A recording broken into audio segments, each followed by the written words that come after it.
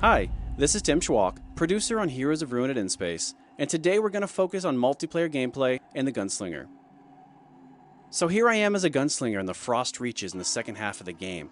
At this point, the goblins have some information that I really need, but before they'll help me, the goblin chieftain's requiring me to help them with a few of their experiments.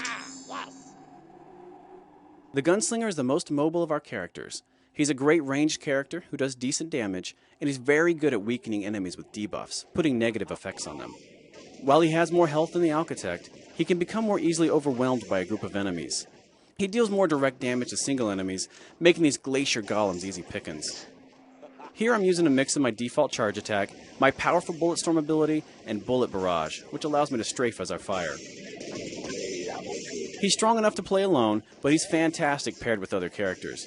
For instance, the Gunslinger has some great moves that stun enemies, and the Vindicator has some moves that take advantage of that, dealing automatic critical hits on stun enemies as one example. I don't have the energy. I'm slowed down. Here I'm using the armor piercing buff, which allows me to fire through enemies, dealing damage to those behind them.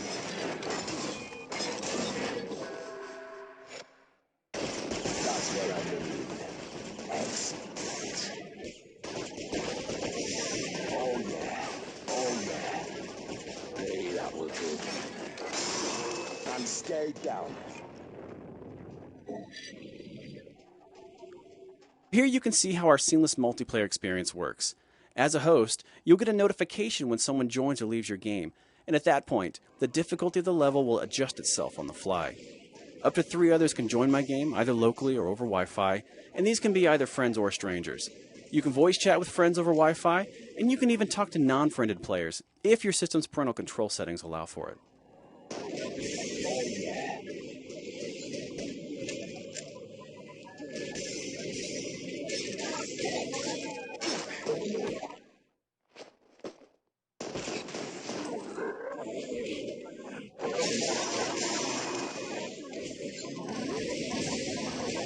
That's what Once we clear out these enemies, we're going to face the giant ghoul Iron Fist. He shouldn't present too much of a challenge for us. Deserved. Here's an example of a simple strategy you can use when you combine a ranged character with a melee character. The Savage can keep enemies at bay with his strong melee attacks while the Gunslinger fires at them from a safe distance. There are, of course, more in-depth strategies where specific powers are concerned, but this is a tried and true way to combine forces. At this point, the Goblin Chieftain and his scientists are going to bring together all of the knowledge we've helped them gather through the experiments, and they're going to try and create their very own hero. As with all battles in the game, this one actually becomes more difficult as additional players join the fray. Of course, with additional allies, you open yourself up to all sorts of strategic advantages.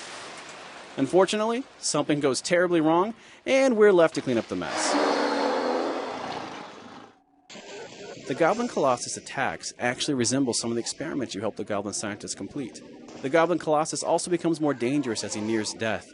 He has a desperation buff that boosts his damage potential when he's low on health. One cool thing to note is that all buffs are shared between party members at certain distances when they're at their max level. Another cool thing is that you can earn benefits by playing with your friends. Heroes of Ruin is a lot of fun when playing alone, but the full potential of the title is unlocked when you join the quest to cure Ataraxis with other gamers.